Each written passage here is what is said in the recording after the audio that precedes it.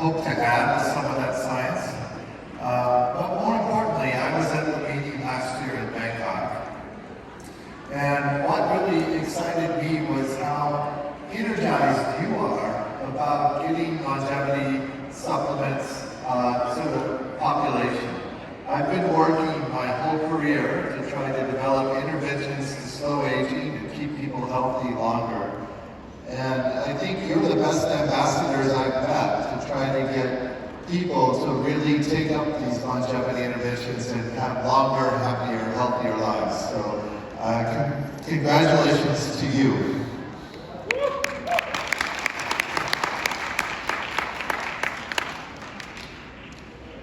And so I'm going to talk about supplements today. This is a very big stage. We can really get people living a lot longer. Maybe we can get most people to 120 eventually. So I'm excited to keep working on that. Now, of these small molecules, there has been over 200 tested in mammals, mostly in mice. There's human data on tens of them. And so we're accumulating more and more information. It's exciting to see that we're getting more data in humans, because that's really what we need to know to figure out what works. Now, this most promising category list has drugs and supplements. So rapamycin and metformin are actually drugs. They're prescription drugs, and they're very, very hard to get approved for widespread use in humans because of the regulatory. And maybe you've heard of AKG. Have you heard of AKG? Oh, come on, everybody's heard of AKG here. So this is something that we worked on for a long time now. And you can see this data here on the left, and that red line shows you the increase in frailty in animals taking AKG. And you can see that their frailty is dramatically reduced. So these animals stay much healthy longer when they're on AKG. And that's one of the initial things that got us excited about the potential of this molecule. But now we've collected a lot of human data, and the human data suggests that we can reduce biologic age by about 5 years with people taking alpha-ketoglutarate. And so we're continuing to work on that. We think that's one of the biggest effects we've seen, and we're very excited about it.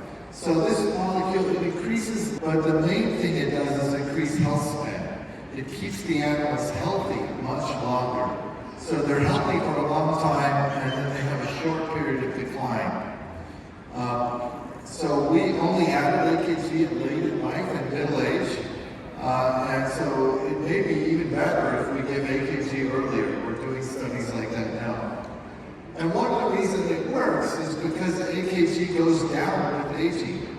As you get older, your body makes less AKG, and you can't get it from food. And so that means it's very hard to restore those levels. So that's why AKG is such a good supplement, because it's really the only way to get access to this molecule.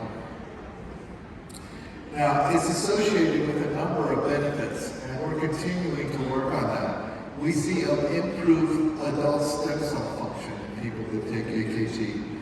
We see better metabolic flexibility in the cells. The cells are more able to adapt to the nutrients they're exposed to and the stress they're exposed to.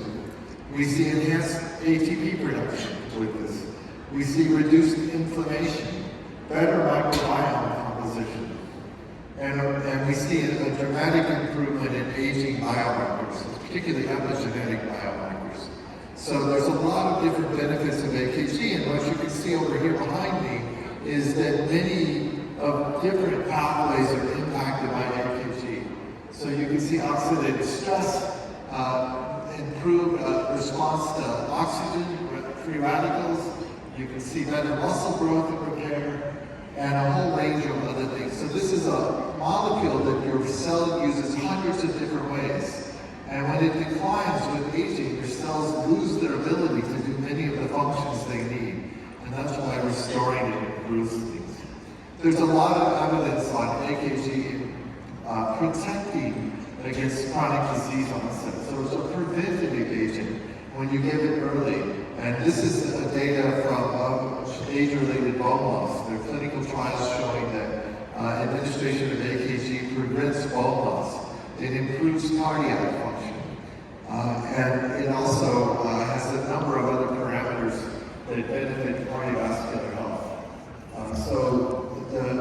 big effect here is through the cardiovascular system. Now, as we go through these supplements, you're going to see that there's a lot of overlap. Many of the supplements do similar things to aging pathways and to age-related loss of function.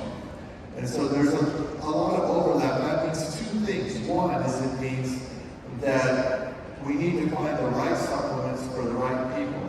And that's something our lab is